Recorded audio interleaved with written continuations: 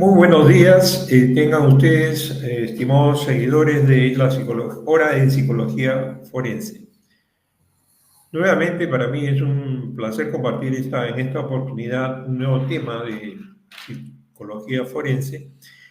Como estamos en esta preocupación social y nacional del sicariato, hoy día les traigo el tema de sicariato y el acceso a las armas. Para ello vamos a contar con un experto en balística, psicólogo forense, ingeniero forense, Santiago Figueroa, Antonio, quien nos va a compartir unos minutos al respecto de la profunda movilización de este fenómeno de armas en el interior del país. Sabemos que al interior del tema, esta bibliografía nos indica que es un tema que se comparte a nivel continental de las armas.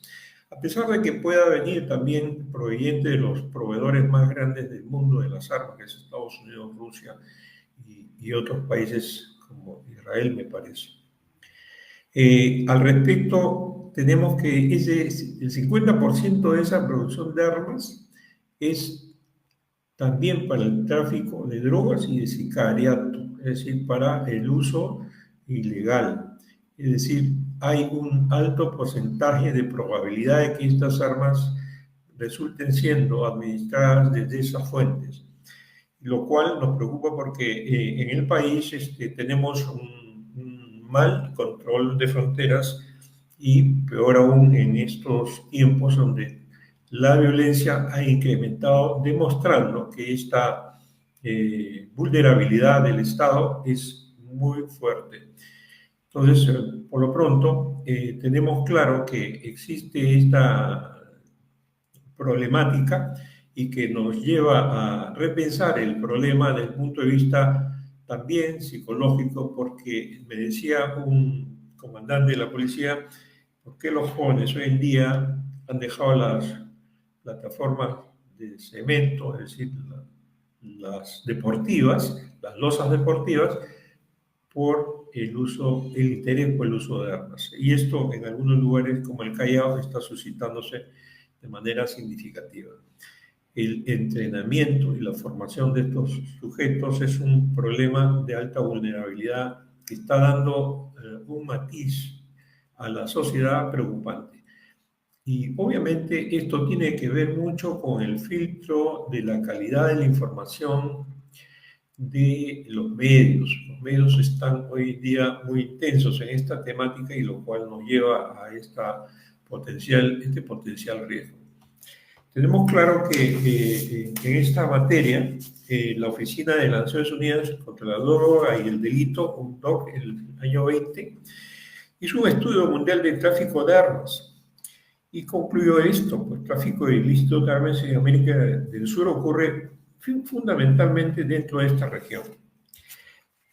Y las armas desviadas por el mercado ilícito, del mercado legal o también fabricadas de forma ilícita.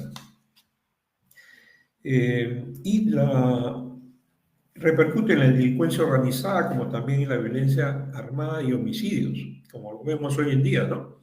Y esta relación es directa con la disponibilidad y el índice de disponibilidad de armas, como el índice de homicidios. Como decía, más del 50% de estos homicidios globales involucran el uso de armas ilegales. En América del Sur están relacionadas con actividades violentas, la disputa de bandas criminales y conflictos armados. Es todo un tema hablar de la Superintendencia Nacional de Control de Servicios de Seguridad, Armas, Municiones y Explosivos en uso civil, que es el SUCAMET, que es la encargada de desarrollar este acceso a las armas, como también el control y la existencia del mercado negro que existe, lo que representa un desafío para las autoridades. Hoy en día sabemos que hasta las Malvinas venden armas y esto es un mercado negro que no se logra erradicar. Esto es lamentable, pero existe. ya se escuchan voces que esto es así. Sin embargo, no corre traslado a las autoridades para que esto lo resuelvan con inteligencia policial. En el país, generalmente, cada cierto periodo buscan controlar el acceso, la entrega de armas de forma voluntaria. Aquellas personas que por azar de destino tengan armas no necesariamente regularizadas en lo lícito, porque hay reglas y reglamentos que exigen este uso o mantenimiento de las armas. Y sin embargo, por año son 1.200 armas que se estiman que se obtienen en ese propósito. Imagínense, si esto es así, ¿por qué hoy en día hay una estructura organizada, de repente, como bien lo ha establecido la norma legal, sistemática del acceso y control de este armamento? Ya nos parecía raro que en la época del gobierno anterior caduco, que fue producto de un desacertado manejo, donde aparecían incluso terroristas manejando el Estado, podrían haber pensado en hacer un trabajo de este tipo. Evidentemente, esta política intrascendente y nefasta es muy probable que haya introducido armas con sus aliados internacionales para que esto funcione como lo vemos hoy en día. Colombia, perdón, puede ser Bolivia, puede haber sido Ecuador en su momento, y Venezuela, ¿no? Pero este filtro difícil de controlar son las fronteras, lo cual no se ha dado de manera suficiente el abasto. Muchas evidencias de esto hay, sin embargo, hay que atacar las causas subyacentes, fortalecer la educación de valores, controlar el efectivo acceso a las armas, fortalecer las capacidades de la fuerza del orden, que es un también punto débil, muy vulnerable, y mejorar la cooperación internacional sobre esta problemática. Lamentablemente no se da en algunos lugares idealmente como se espera, como también la legalidad, combatir la impunidad. Todos estos aspectos son parte de este problema y que hoy día ya tenemos acá a nuestro estimado amigo Antonio Santiago, quien nos va a compartir desde su punto de vista como ingeniero balístico la problemática, como también los aspectos generales de la balística, para tener una idea clara de qué significados tiene el tipo de arma, probablemente el efecto y también las connotaciones criminológicas, ¿no? Disparo a boquejarro, forma en que sale el disparo de la sangre frente a un baleado en una escena criminal. Me parece aspectos pertinentes, ilustrativos y básicos que puedan servir de básica información, pero lo importante es cómo es que llega este armamento hoy en día a estos delincuentes. Muy bien, entonces, estimado Antonio, ¿cómo estás? Muy buenos días.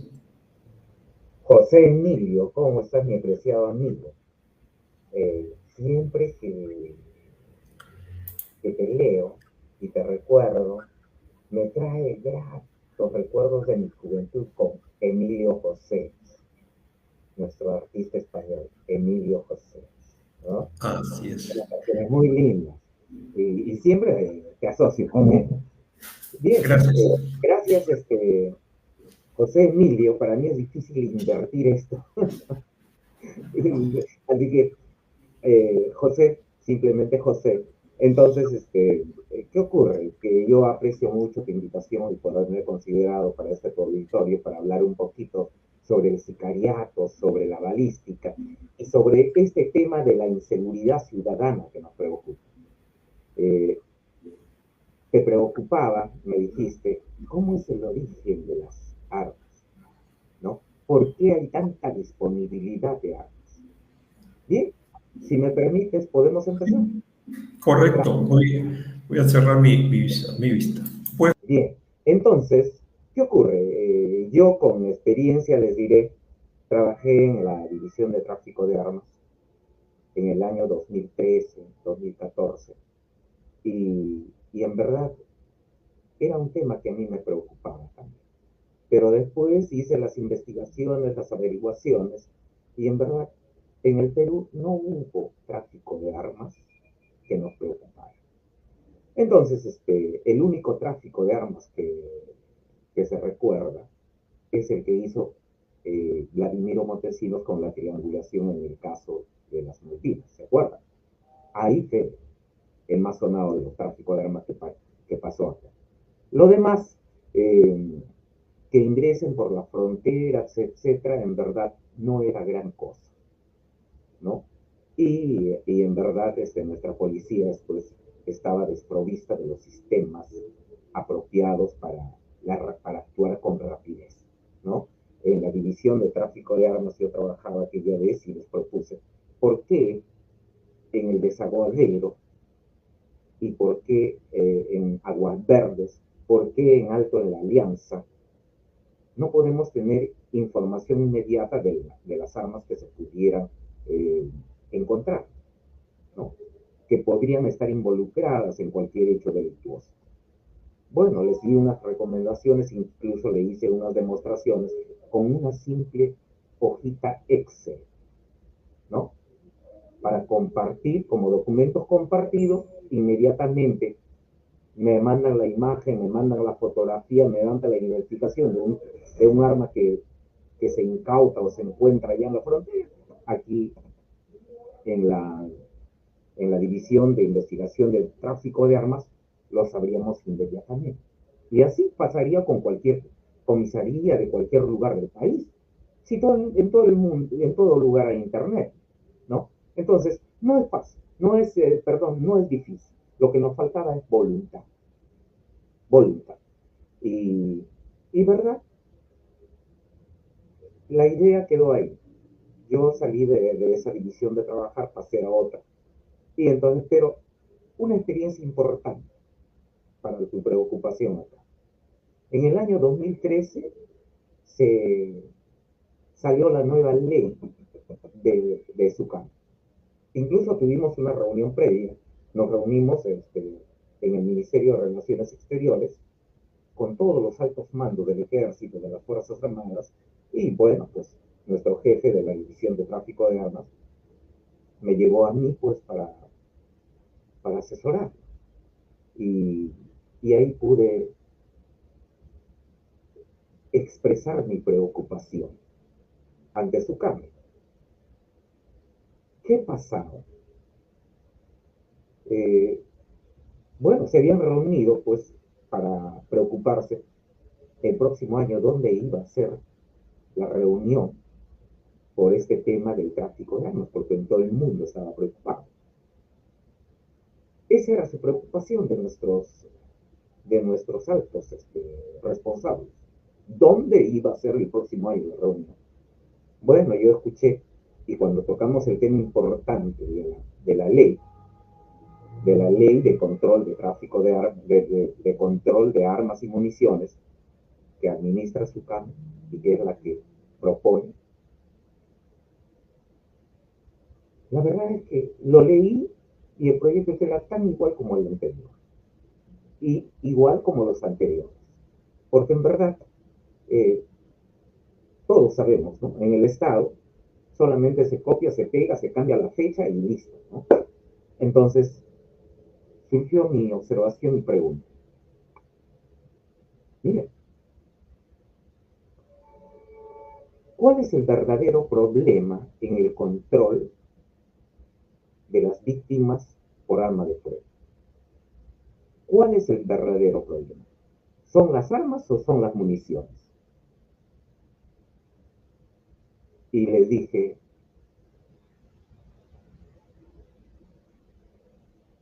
¿para qué sirven las municiones si no hay armamento?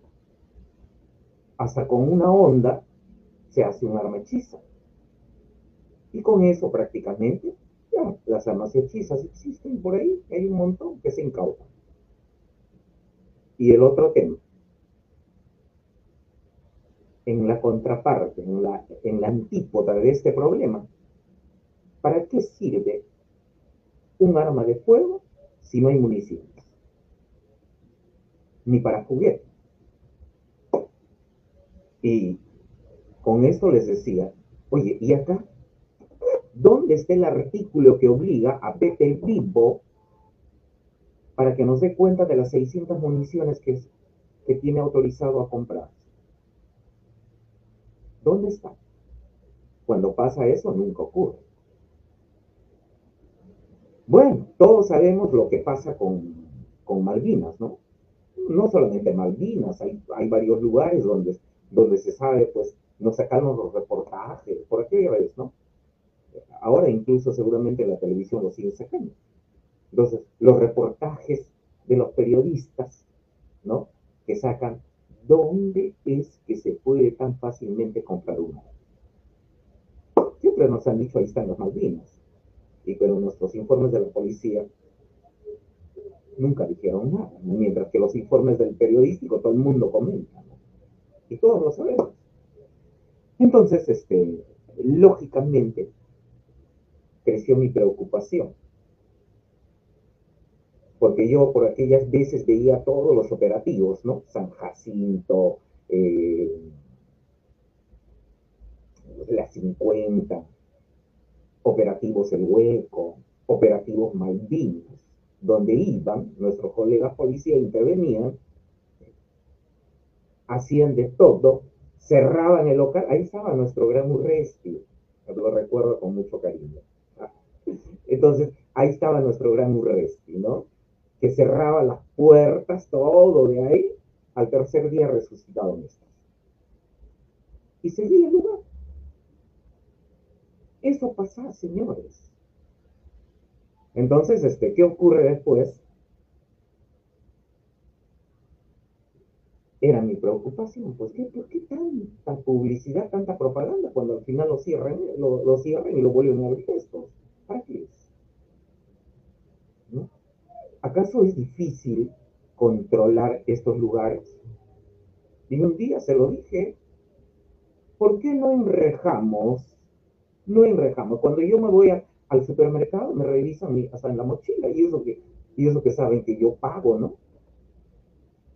Y yo digo, ¿por qué no podemos hacer eso en estos lugares? ¿Por qué no podemos ponerle una caseta de control donde todos, todo producto entra y sale completamente registrado? Además, ¿qué otra cosa? Aumentamos la base de los contribuyentes. Formalizamos esto, pero sin embargo no hacemos eso, ¿no? Preferimos crear el caos, ¿no? El desorden y después que la vida continúe. Y ahí está. Han pasado 10 años desde que les comento esto y sigue igual. Cuando tranquilamente se podría controlar ahí todo. Ese es por un lado.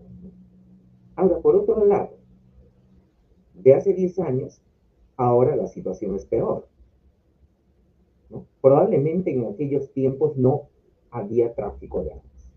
Pero desde que vinieron las caravanas de migrantes, ¿acaso quién no vio que entraba en las noticias? Bueno, nuestra policía nunca ha tenido capacidad para eso, pues, pero el periodismo sí. El periodismo sí sacaba y nos sacaban ahí a estos criminales que entraban hasta con arcabuces, disculpen. Un poco más nos traen cañones. Y ahí, así los vimos ingresar y nunca pasó nada. Y seguían ingresando. Y nuestra policía ahí sentadito contemplándolos, ¿no? Bueno, pues lamentablemente, pues, cuando no hay voluntad no se hace nada. Entran y salen personas, objetos, porque nuestras autoridades en verdad no tienen la voluntad de cumplir. Bueno, ya, bueno, nos ingresaron ahí están. Pero hay una cosita adicional que, mi estimado José, te quiero preguntar. Y por intermedio, te pregunto a ti porque representas a todo ese público que nos está escuchando. te voy a permitir como mi interlocutor ahí. ¿Cuál es el instrumento más eficaz para cometer un crimen contra la vida, el cuerpo y la salud? ¿Cuál es el instrumento más eficaz que conocemos y común? Sí, sí, el arma de fuego es la principal y la más eficaz. Claro, eso es. Es la Ahora, única. en, todos conocemos la moto, ¿no? Todos conocemos la moto. Te mando la moto, no dices, ¿no? Entonces, yo le pregunto, cuando usted quiere controlar el crimen violento, ¿qué cosa le debe quitar, el arma o la moto?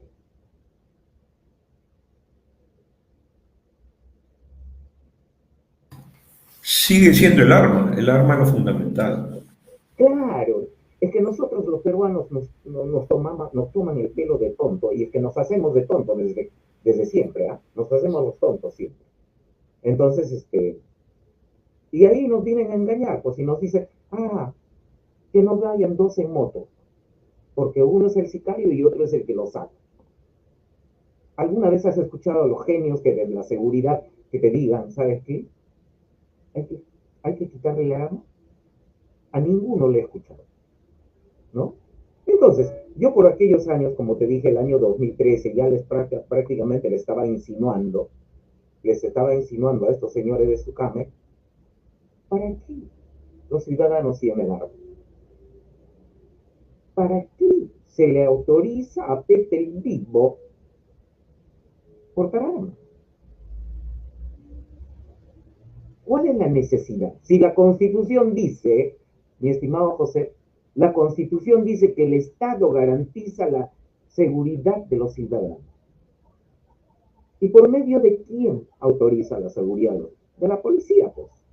Por eso es que nuestra policía es la única organización que puede portar armas para establecer el orden, porque es la que garantiza la seguridad de los ciudadanos. Y entonces, ¿para qué el Estado le permite a Pepe el Vivo tener un arma de fuego? Es más, mi estimado José, para que veas cómo funciona nuestro SUCAME y cómo funciona, bueno, ya les dije más o menos cómo funciona el control de nuestra policía con respecto al tráfico de armas. Mira, ¿recuerdan ese caso del, un caso del proxeneta que lo victimaron en el centro comercial Rizo? ¿Recuerdas, José? De Hilario. Más o menos, no, no tanto, pero a ver, más o menos Pero nuestro auditorio debe recordarlo. En el año 2021, una noche, Hilario era un ciudadano peruano que venía acá, ¿no? Estaba involucrado tanto en tráfico de trata de personas, ¿no? Como también estaba involucrado, al parecer, en drogas. Bueno, el hecho es que él era ya era ciudadano americano, pero venía, ¿no? Y entonces,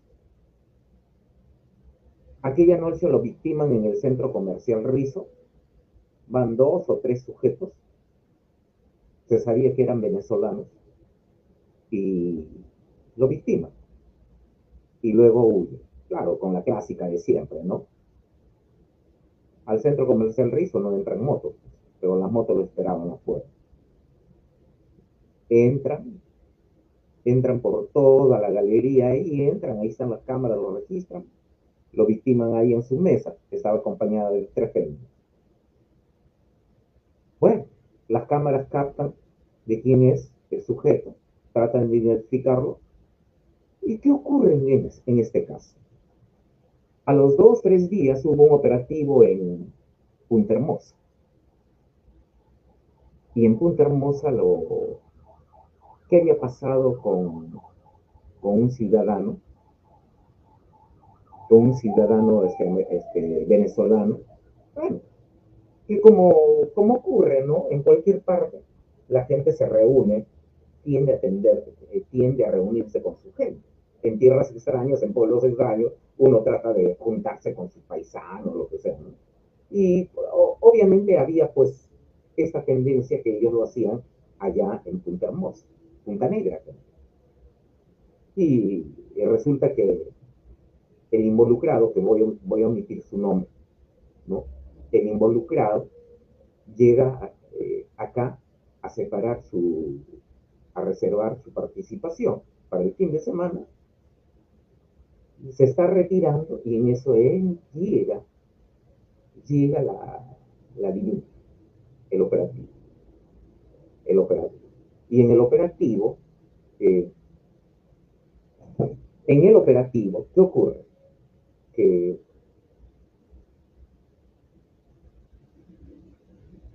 lo interceptan porque él ya se estaba retirando y luego lo lleva, pues, lo, cuando habla el acento venezolano, dice, ah, venezolano, sí, aquí también te quedas. Y al final se quedó detenido. Y a él le imputan ser el autor de ese homicidio. No, tú eres el que lo ha disparado. La prueba antropológica, lo llevaron al antropólogo, el antropólogo lo hizo pasear en el lugar de los hechos, lo paseó ahí en el lugar, le puso unas tiritas, unas cintitas acá, pero yo no sé para qué. Y al final dijo, sí, es él. Y encima de eso, le habían, le hicieron cargo de que por tenencia ilegal de arma de fuego. Tenencia ilegal de arma de fuego. Bueno, no, yo no voy a decirlo, pero ya nuestro auditorio ya sabe perfectamente qué pasó. Entonces, si no, lo que a ti te preocupaba es decir, oye, ¿cómo aparecen las armas? ¿Por qué están disponibles? Aquí vas a encontrar la respuesta. Entonces, eh, el arma estaba completamente identificada, tenía su número de serie, porque usualmente cuando lo roban, lo hurtan, pasa algo, lo liman el número de serie, que es el que va a identificar el arma. Pero ¿qué ocurre? En este caso, la identificación, la serie estaba completa. Pero créeme, José, nuestra policía ni siquiera lo llamó al propietario de este arma. Yo, cuando contrataron mi servicio por la parte imputada, ¿no? Entonces me dirijo directamente a su cámara y le pido la información sobre el arma. Y me la dieron. Me mandaron una hojita de, del Cardex. Y pude saber quién era el propietario, dónde vivía, y pude saber que lo había adquirido el año 2007. Y pude saber que el año 2009 tenía que renovar su licencia. Y en la casilla donde decía estado del arma decía para comiso. Bueno, ¿qué significa? Voy a explicarlo para tu auditorio. ¿Qué es el comiso? Es que es propiedad del Estado. Eso ya no se le va a devolver a las personas, mientras que el decomiso sí es temporal. Hasta que me demuestres que es tuyo o que es lícito algo, lo tengo tú y después te devuelvo. Pero el comiso no. El comiso ya prácticamente, ya la pérdida de dominio ya está ahí. El Estado es el propietario para comiso. Entonces, eso es lo que, para eso estaba ese arma desde el año 2009. Vean, y nuestros investigadores no fueron capaces por lo menos de demostrarnos cómo es que llegó al poder de este imputado. ¿Ah?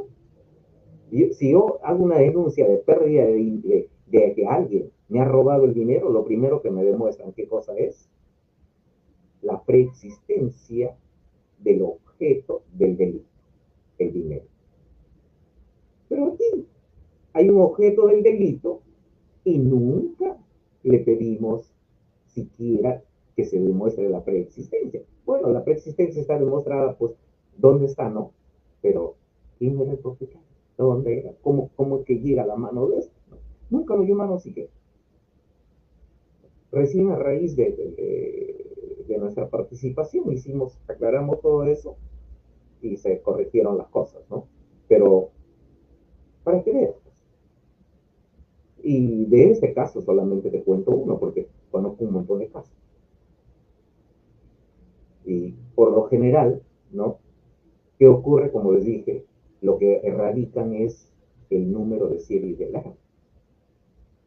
Pero la identificación de los armamentos no solamente se hace por el número de serie, es lo mismo que las personas, ¿no? Porque no tiene DNI, no lo puede identificar. No, se va a las características particulares, lo que se llama la identificación por señas particulares. En este caso, en el caso de los armamentos, ¿cómo, no? Hoy tiene una rayadura, le falta un tornillito, la caja está viejita, está rayada. Por esas cositas es que tiene que identificarse, pero de alguna manera tiene que identificarse. Pero esa es la deficiencia con la que se hace la investigación, porque te dice número de serie erradicado. Y eso, ¿qué te deja? Absolutamente en la nada. Te deja confundido con todo el complejo problema que no puedes resolver. Pero qué bonito sería, diría, ¿no? ¿Sabes qué? Tiene una estría o tiene un desprendimiento en la punta del cañón. Probablemente se cayó y se hizo un quiño, pues, ¿no? Ese es el que lo identifica el arma, ¿no? Entonces, por ejemplo, y ahí. Entonces, el tema del arma, mi estimado, esa es la negligencia del Estado. Ahora, por último, para ilustrarle a tu audiencia, yo le voy a preguntar yo. Yo le preguntaría. Y por intermedio te pregunto a ti, ¿no? ¿Cuál es la necesidad de que los ciudadanos tengan armas si el Estado garantiza por medio de la policía la seguridad? Tendríamos menos problemas, ¿no es cierto? Pero aquí vamos al beneficio del Estado. ¿Cuál es el beneficio del Estado? Porque pretendiblemente porte armas. Bueno, la información común es que existe la búsqueda de seguridad de los ciudadanos cuando se encuentran con un riesgo, amenaza contra su vida, y por lo tanto quieren resguardarse de ese peligro y solicitan fundamentadamente ese argumento, ¿no? Claro que hay que validarlo, hay que darle sentido real. Quizás en la época de terrorismo podría haber sido algo válido. La gente emigró por eso, pero acá en este momento no es tan determinante, no determinante, sino posible demostrar ese riesgo. Pero yo, en mi simple posición frente a lo que se vive, y creo que mucha gente habla de que es necesario usar armas. No sé, esto es una cuestión ya de respuesta frente a la inoperancia, ¿no? Eso es una respuesta psicológica de reacción frente a la inoperancia del Estado, ¿no? Buscar la necesidad de coberturar su seguridad de manera autónoma, el uso de armas. Quizás vamos a estar, no es incomparable, pero en Estados Unidos hay una amplia libertad para el acceso a armas, pero acá sería trágico, creo, tener esa amplia libertad. Es lo que te puedo opinar, ¿no? Gracias, José. Mira, es que lamentablemente, mi estimado José, es la inoperancia, es del Estado, lo has dicho. Es del Estado. La culpa de todo esto lo tiene el Estado. Mira, por aquellos años me puse a averiguar si hay algún país que restringe la posesión de armas de sus ciudadanos. ¿Por qué tiene el derecho el ciudadano de portar armas? Pero los derechos no son absolutos. Los derechos se regulan, hasta la vida se regula, ¿no? Entonces, mira, en Chile difícilmente, es el país que menos ciudadanos tiene, o sea, proporcionalmente con su población, es la que menos tiene de ciudadanos que portan armas. Y son bien estrictos, no se lo dan a cualquiera. Ahí no puede ir cualquier Pepe vivo, oye, quiero para mi seguridad. No, no se lo da. Contaditos, son rigurosos. Aquí damos licencia a cualquiera. ¿Ya? Las licencias las venden en la calle, ¿no? Así es, lamentablemente. Pues. Mientras esto no funciona. Mira, para decirte, a ver tú qué estás cerca. Bueno, yo tenía la licencia de conducir. En la policía me dieron la licencia, bueno, la obtuve, ¿no? Bueno, entonces yo podía recategorizar mi licencia cuando paso al retiro, podía tener mi licencia normal, pero era un trámite largo. Y lo peor de todo es que para yo hacer ese trámite tenía que declarar, hacer una declaración jurada de que no voy a conducir el vehículo hasta que me entregue la licencia. ¿Y eso cuánto demora? Por lo menos 3 meses. Sí, pucha, Diego, dije, no, si la licencia me la dan en 2 o 3 días. Y me fui, pues, y me fui. Oye, créeme, y pasé el examen psicológico. Pasé el examen psicológico. ¿Qué tan fácil son los exámenes para conducir un vehículo? Por eso estamos jodidos. Pues. Por eso estamos jodidos en el tráfico, porque a cualquiera le dan mi licencia. Para empezar por ahí. Y por las, por los centros donde piden la licencia, es para reírse y para llorar. Yo vivo en el Callao no podía tramitarlo, porque aquella vez la norma decía, tienes que gestionarlo en la jurisdicción donde tú vives. Entonces, ¿pero qué ocurrió con Callao? Lo habían cerrado el Marbella y el otro centro que dan, lo habían suspendido por las mafias. Y luego, pues, me voy ¿ahora qué hago? Estuve esperando, pero me cansé ya mi certificado médico ya vencé. Y me voy, pues, a donde le dieron el número 1 de la licencia de conducir al sobrino de Castillo. Habían abierto, pues, cuando Castillo sube a la presidencia. Y le dieron la primera licencia, se la dieron al sobrino de Castillo, ese cortito, ¿no? Se lo dieron. Bueno, ya. Y la verdad es que sí, y me quedé espantado. Me quedé espantado, no de la forma como lo dan, sino de la aberrable negociación que se hace ahí. Es decir, hasta le pedí, mandado una carta al gobierno regional para que me envíen los videos y nunca me los dieron, porque no tienen videos. Terrible, terrible. Entonces, y así es, ¿no? Si la licencia de conducir la dan así, la licencia de armamento nunca la he pasado. Así que por ahora, ya me imagino cómo será. Pero desde ya ves cómo funciona la Superintendencia Nacional de Control de Armas y Municiones. Bien, realmente lo que nos preocupa es esto, ¿no? Ahora hablemos un poquito de lo que está pasando ahora con nuestra inseguridad ciudadana y la disponibilidad de armas. En verdad, mi buen amigo, estamos perdiendo el tiempo. A todos nos preocupa eso. Con nuestra contemplación y con nuestro beneplácito y permiso, nos vienen a distraer nuestras autoridades. ¿Mm? Esa es la única razón por la cual no podemos controlar el crimen, porque lo que nos falta es voluntad.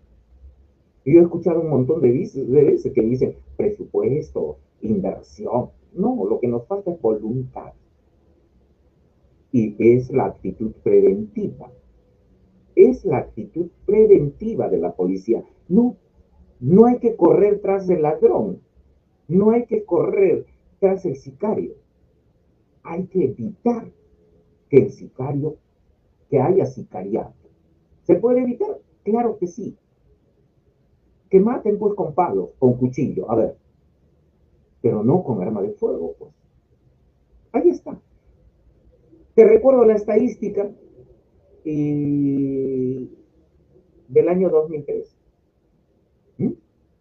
La estadística del año 2013. El 90% de los crímenes se cometen con arma de fuego. Y eso se los dije a la gente que ahí reunida en su cama. ¿Por qué se preocupan tanto de las armas? ¿Por qué? Porque querían plata para hacer la fundición de las armas, de esto, ¿no? Plata para todo. Todo es recurso, hay que tener plata. Nadie habla de voluntad. Entonces, un montón de plata se gasta en esos proyectos para control de armas, para recuperar armas, para dar recompensa al arma, para dar esto, ¿no? Cuando hay ideas tan sencillas que pueden terminar con eso. Entonces, ¿qué ocurre?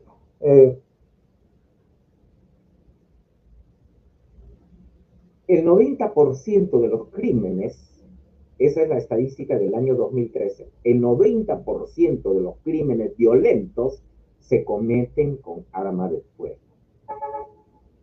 Dicho en castellano claro y bruto, ¿no? Como dice,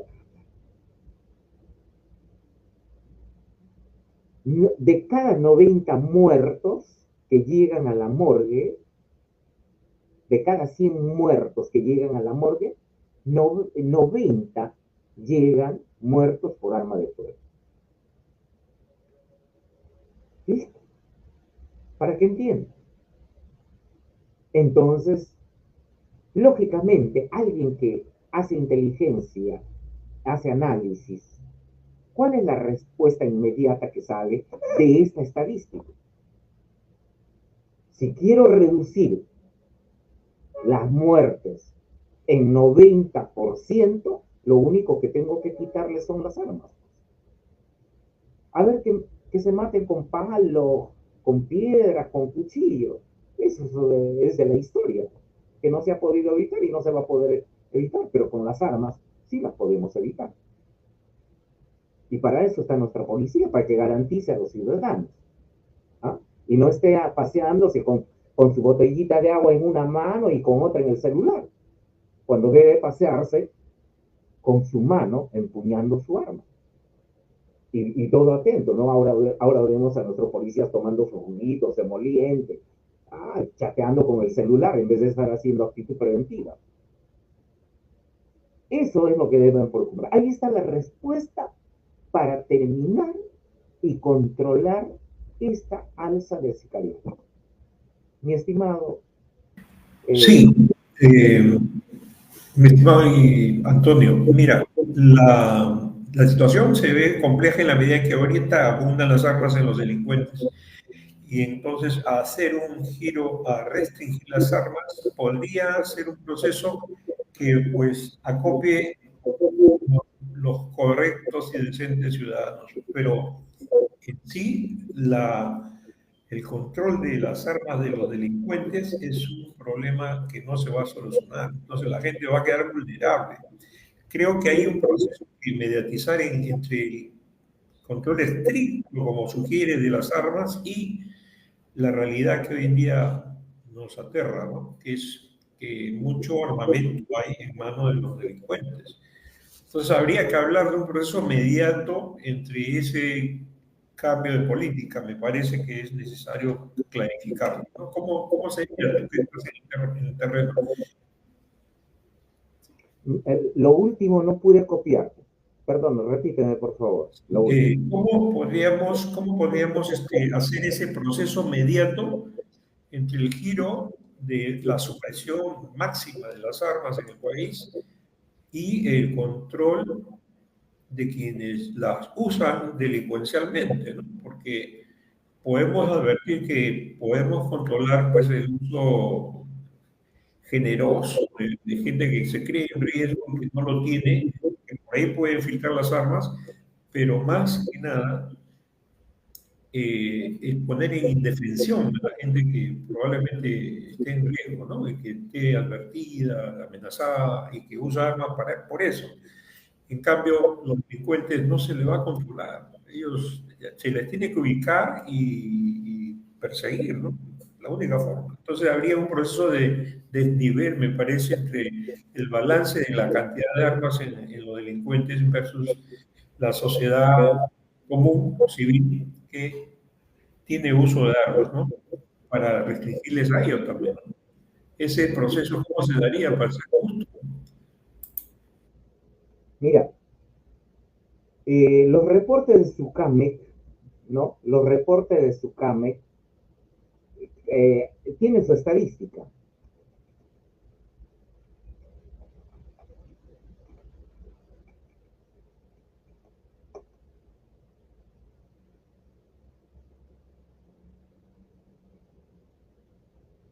Mira, hay un informe, por ejemplo, que ahorita le digo. Por ejemplo, la SUCAMEC ha dicho que en los últimos 3 años la SUCAMEC ha recuperado 28.660 armas, ¿no? Y en el año 2022 se logró incautar un total de 10.000 pertrechos, o sea, municiones. Para que veas.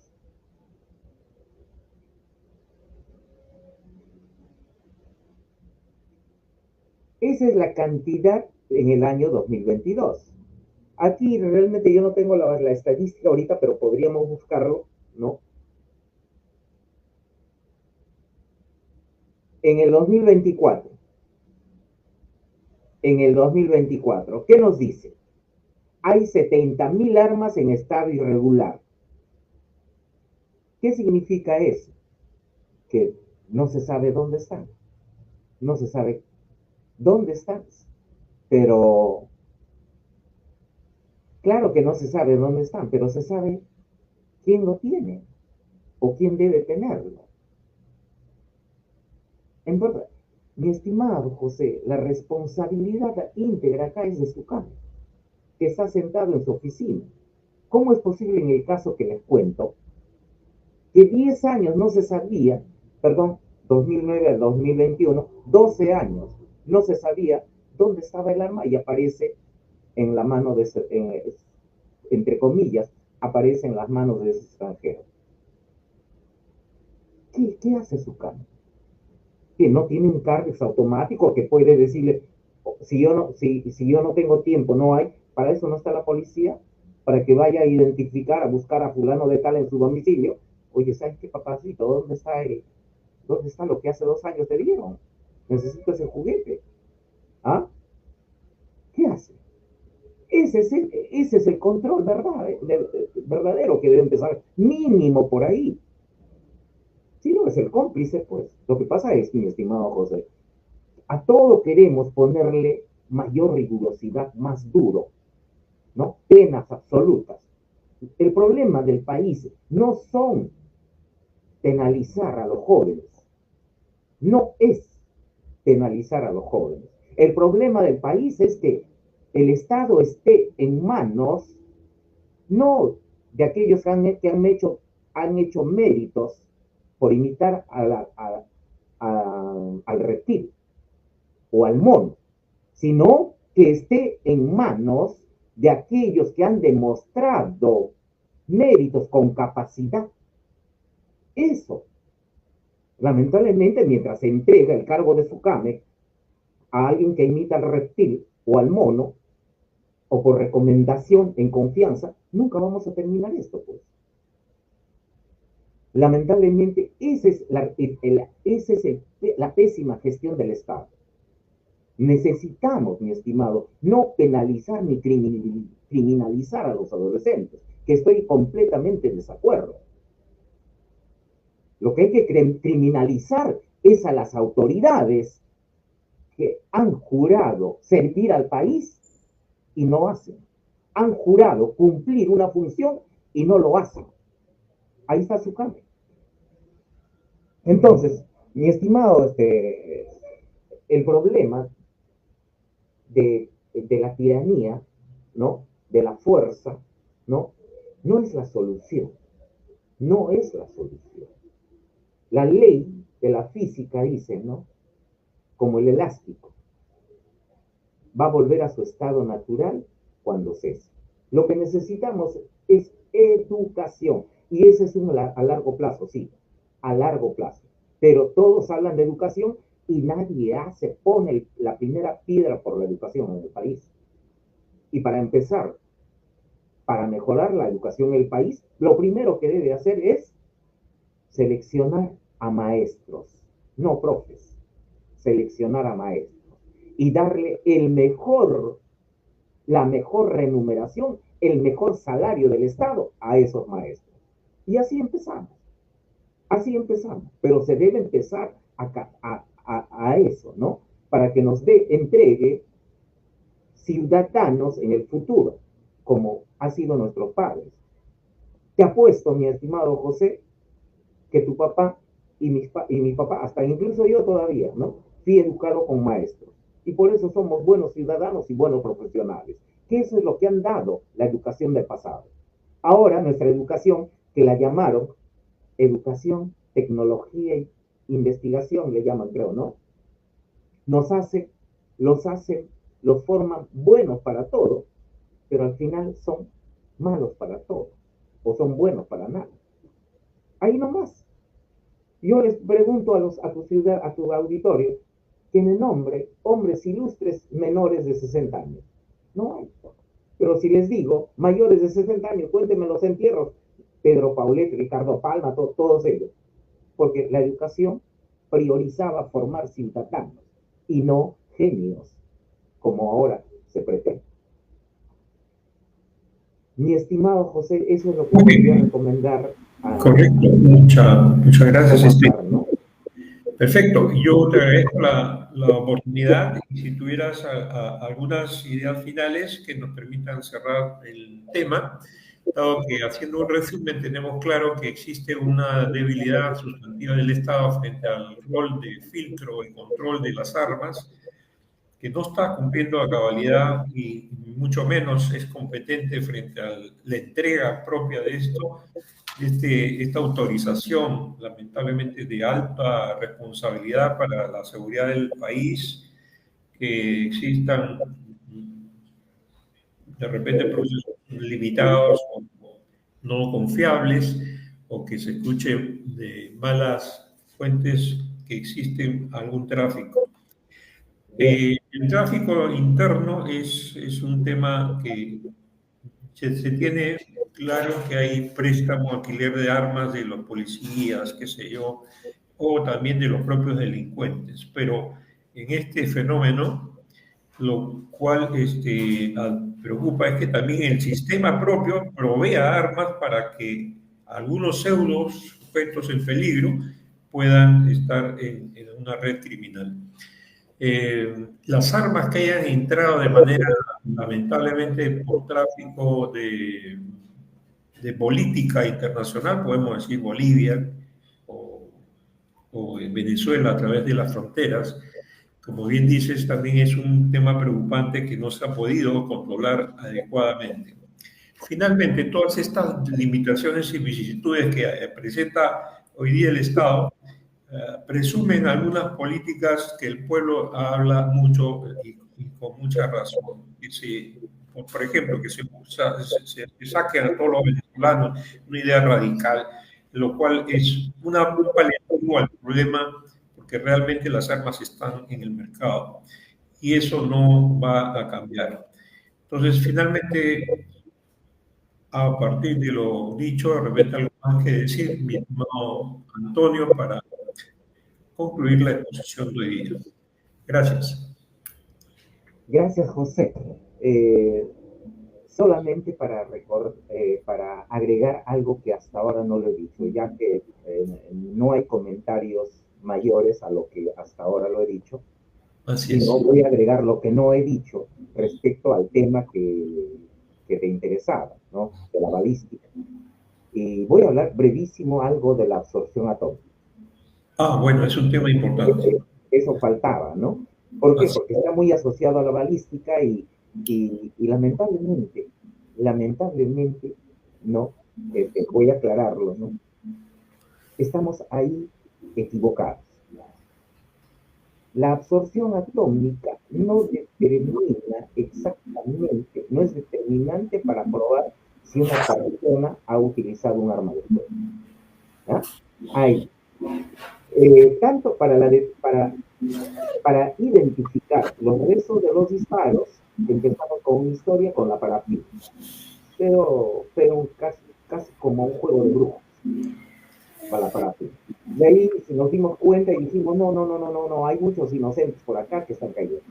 Y luego inventaron y dijeron, pues cuando se inventó el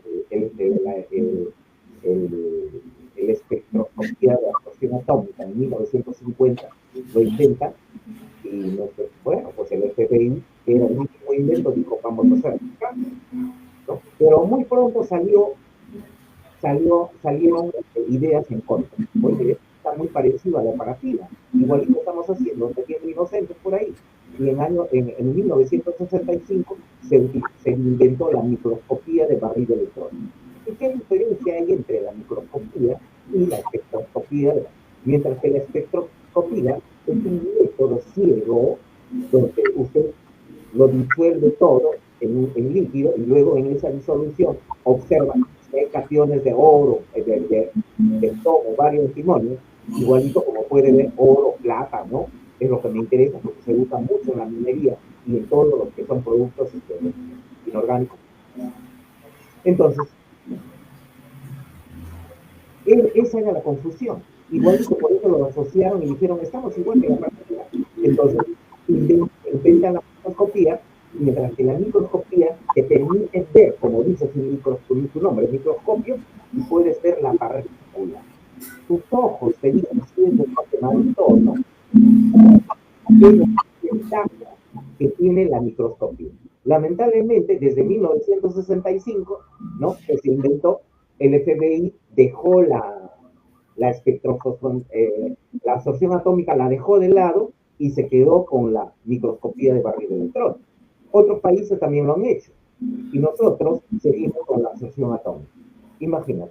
¿Es de orientación? Sí, de orientación, pero no podemos decir definitivamente sí, hay plomo, hay varios antimonio, entonces tú has disparado. No sabemos si esa persona realmente puede tener contacto indirecto con los tres elementos. Te pongo el ejemplo así práctico, ¿no?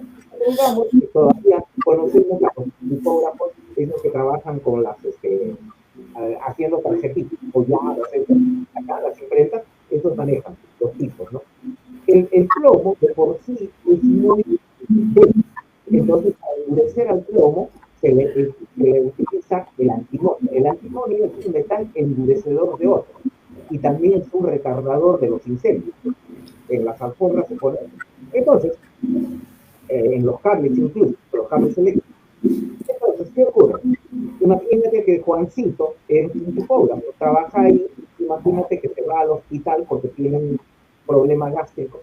Y en los hospitales, por ejemplo, ¿no? ¿Qué ocurre ahí? Le hacen tomar una solución de bario para tomarle una radiografía del abdomen, de los órganos huesos. Le hacen tomar y ahí sale lo que fue un hueso, pues en la radiografía, el bario, el sulfato de bario, ¿va? Le hacen tomar. ¿Y qué pasaría si Juancito ese día trabajó con sus materiales, se va al hospital a hacer este examen y de pronto pues llega una escena del crimen donde es el único testigo? Como que un único testigo, el señor vaya a pasar su hematorio. Ahí el señor Juancito va a salir positivo para plomo, bario, antimonio. Se acabó, Juancito te vas a la prisión. Así es, el ejemplo más Correcto. Sí. directo que se puede hacer. Mira, al respecto, yo tengo claro, y es más, mi campaña va porque el sistema probatorio es la última rueda del coche, ¿no? El sistema probatorio, lamentablemente o interesadamente, disculpen a los jerarcas del derecho, les ha interesado mucho la estructura y no el fondo. estructura de cobertura teórico-jurídica, pero no el fondo. El fondo son las ruedas del coche, es decir, la prueba. Y la prueba está abandonada, como tú bien lo adviertes, hace más de 50 años. Este ejemplo que me das ya lo he escuchado. También otros tipos de casos de otras aplicaciones forenses que son desactualizadas y que en el país se siguen usando. Esto es lamentablemente un escándalo. Pero nuestra administración de justicia. el escándalo es grandísimo porque imagínate todo este proceso de inculpación, de imputación de tantos años, es altamente vulnerable. Ese es lo que podemos sacar los expertos y que no nos leen pues, los juristas con mucho acierto, porque probablemente les resulta muy complejo la temática tan diversa y tan compleja de tantas ciencias. Pero lo cierto es que entre acto y acto vamos anunciando que esto ya no es lo óptimo, sin embargo, no hay quien resuelva el problema hace muchos años y espero que no sea producto de un interés no santo de algunos responsables de las políticas criminales, ¿no? Porque este es un tema de no solo el derecho, sino también de la legislación, es decir, criminal o anticriminal, que el país no está avanzando, que la prueba está abandonada. Correcto, entonces estamos coincidiendo que esto es parte del problema natural de nuestro país que no empodera a este sector, no les da autoridad máxima. Por ejemplo, en Estados Unidos hay una federación de ciencias forenses, así como toda federación que tiene un dominio absoluto y respetable de su espacio ganado. Acá en el país no existe eso, acá existe subordinación y mediatización y mediocrización. Que las ciencias forenses están abandonadas en su potencial real que hay en el mundo. Entonces, coincidimos en ese aspecto, estimado Antonio. Cerramos, entonces, no sé si algo más tuvieras que advertir respecto a los hechos. Para despedirme, por último, mi estimado José, quiero dirigirme a tu auditorio, ¿no? En nombre de Soluciones Forenses, agradecerte la invitación por haberme honrado tu público a llegar y para decirles, ¿no? Que en Soluciones Forenses tenemos una política de servicio a la comunidad. Primeramente, nuestros colaboradores son de solvencia profesional y moral, ¿no? En Soluciones Forenses garantizamos nuestros servicios. Bueno, también tenemos en esta parte, en Soluciones Forenses, la intención de servir en la administración de la justicia para demostrar la verdad de los hechos y de los dichos criminalísticos. Total. Muy bien. Muchísimas gracias, mi estimado José. De igual forma, un abrazo y estamos en contacto. En alguna otra oportunidad te invitaré para que participemos juntos en alguna otra temática que tengas que participar. Muy buenos días. Gracias. Buenos días, José. Gracias. Hasta luego. Bien, estamos agradecidos por la participación de Antonio Santiago, quien es un conocedor de la problemática de la balística por los años de ejercicio en ello y también sus roles en su función. Desde el punto de vista criminológico hemos abordado este vínculo del por qué llega este fenómeno de las armas a los sujetos indeseables llamados sicarios. Les agradezco la audiencia hoy día, lo que puedan revisar, y en todo caso José García Jiménez se despide de ustedes, psicólogo forense y gerente de Probar el Juicio SAC, para la información forense del día. Muy buenos días. Gracias. A ver.